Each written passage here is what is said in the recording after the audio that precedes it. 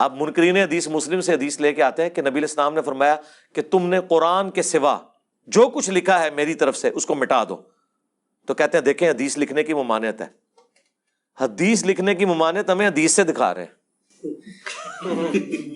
آپ بھی اپنی عقل استعمال کریں کہ تم تو مسلم شریف کو مانتے ہی نہیں ہو, تو اس سے ہمیں یہ روایت کیوں پیش کر رہے ہو؟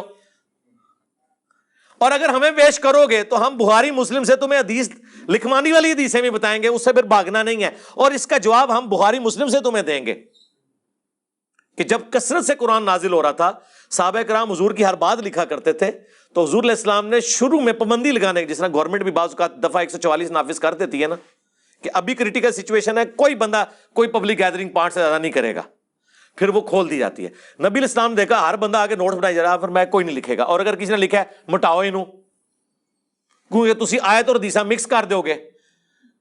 لکھو اس سے جس کو میں نوٹس لکھوا رہا ہوں. ایک بندہ سامنے بیٹھ کے نوٹس لکھ رہا ہے, وہ تو حضور کی ہر بات کو قرآن سمجھ کے لکھ رہا ہے.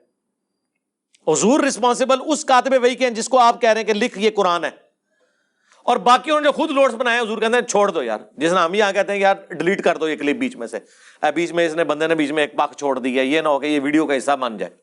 یہ کام نہیں کرنا.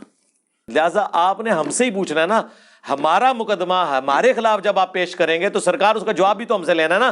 آپ کی مرضی کا جواب تو نہیں ہم نے ماننا, ہم اسی سے ہی دکھائیں گے. امام بخاری نے باقاعدہ کتاب العلم میں ہیڈنگ مان دی ہے کہ حدیث لکھوانے کا بیان. اس میں حضرت ابو ہریرہ کا قول لے کے آئے, وہ کہتے ہیں کہ مجھ سے زیادہ حدیثیں عبداللہ بن عمر بن عاص کو آتی ہیں, کیونکہ میں حدیثیں زبانی یاد رکھتا ہوں اور وہ لکھ لیتے ہیں. یہ صحیح بخاری میں ہے. اور پھر اسی کا ایک طریق, اسی کو سپورٹیو طریق ابو داؤد اور مسند احمد میں ہے. یہی عبداللہ بن عمر بن عاص کہتے ہیں میں حضور کی ساری باتیں لکھا کرتا تھا صلی اللہ علیہ وسلم. کچھ صحابہ نے کہا کہ بعض اوقات حضور غصے میں بھی ہوتے ہیں تو تم نہ لکھا کرو, تو میں نے لکھنا چھوڑ دیا. تو کچھ دنوں بعد حضور نے کہا تم لکھ کیوں نہیں رہے؟ کہ یا رسول اللہ کچھ لوگوں نے کہا تھا آپ بھی انسان ہی ہیں. تو آپ نے اپنی زبان پکڑ کے فرمایا کہ اس زبان سے حق کے سوا کچھ نہیں نکلتا, تم لکھو. تو انہوں نے پھر لکھنا شروع کر دیا. تو ہم حدیثوں سے بھی جواب دیں گے کہ کہاں حضور نے منع کیا, کہاں حضور نے لکھوایا صلی اللہ علیہ وسلم. جس طرح میں یہاں کوئی بات کرتا ہوں کسی معاملے میں, تو ظاہر ہے کہ وہ کسی کانٹیکسٹ میں بات ہو رہی ہوتی ہے نا. آپ میری بات کو میری باتوں کی روشنی میں سمجھیں گے نا. یہ تو نہیں کریں گے کہ آپ نے جی ایک ویڈیو میں یہ کہہ دیا تھا, آپ نے تو ایک دن یہ کہا تھا, دوسرے دن یہ کہہ دیا, تو میں آپ کو بتاؤں گا اس دن میں نے یہ اس لیے کہا تھا.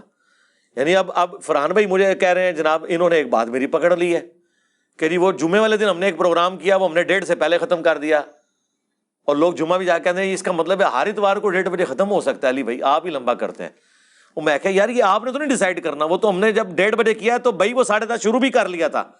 یہاں تو ریل کار 10 بجے پہنچ رہی ہوتی ہے, لوگوں کو ناشتہ کرانا ہوتا ہے, 11 سے پہلے لوگ ریڈی نہیں ہوتے. پہلے ہم اس لیے بلاتے ہیں کہ ناشتہ کریں, سکون سے فریش ہوں, واش روم یوز کریں, تب میں 11 بجے یا 11:15 شروع کروں. وہ جمعے والے دن ہم نے پہلے دن سے پیٹ سیاپا ڈال دیا تھا کہ بھائی 1:30 بجے ہم نے ختم کرنا ہے, لہٰذا 10 بجے پہنچنا بھائی. ٹھیک ہے, تو ہم نے وہ اس کو وائنڈ اپ کر لیا آلموسٹ. میں نے تو میرے 1:15 بجے اس کو تصویروں سے بھی, بلکہ 1:45 ختم کر کے 1:20 تک تصویروں سے بھی فارغ کر کے نکال دیا. تو وہ ایک اسپیشل کیس تھا. اب اس کو کوٹ کر کے کوئی ہر اتوار کو منو میڑا تو نہیں مار سکتا کہ وہ جمعے والا پروگرام ہی تو تسی کیتا سی دیکھ لو. اس طرح آپ ہمارا مقدمہ ہم سے سمجھیں گے. یہ پک اینڈ چوز کرتے ہیں, دھوکہ دیتے ہیں, آدھی باتیں پیش کرتے ہیں, پوری بات بتاتے ہی نہیں کہ اندر کیا لکھی ہوئی ہے, اور پھر اس کے اوپر اور جی بخاری میں لکھا ہے حضور نے کھڑے ہو کے پیشاب کیا, تو بخاری کو نہیں مانتے ہم. کیوں نہیں؟ جی کھڑے ہو کے پیشاب کرنے کی سے تو چھینٹیں پڑیں گی, اور چھینٹیں والے پہ تو عذاب ہے. کس آیت میں لکھا ہوا ہے؟ یعنی بخاری میں لکھا ہوا ہے کہ وہ 2 لوگوں کو عذاب دیا جا رہا تھا, ایک پیشاب کے چھینٹوں سے نہیں بچتا تھا. یہ تو بخاری میں لکھا ہوا ہے نا. قرآن سے دکھاؤ نا. پہلے پیشاب کہ ان چھینٹوں کے اوپر عذاب کی بشارت قرآن سے دکھاؤ. بخاری سے دکھا رہے ہو, پھر بخاری سے ہی سمجھو. ہاں کہ نبی علیہ السلام نے ایک کوڑے کے ڈھیر پہ کھڑے ہو کے بلند جگہ سے کھڑے ہو کے پیشاب کیا. یہ نبی علیہ السلام نے مردوں کے لیے ایک اتنی بڑی آسانی دے دی ہے کہ مرد کھڑے ہو کے پیشاب کر سکتا ہے جب یہ یقین ہو کہ چھینٹے نہیں کپڑوں پہ پڑیں. مقصد بیٹھ کے پیشاب کروانا نہیں ہے, مقصد پیشاب کے چھینٹوں سے بچنا ہے.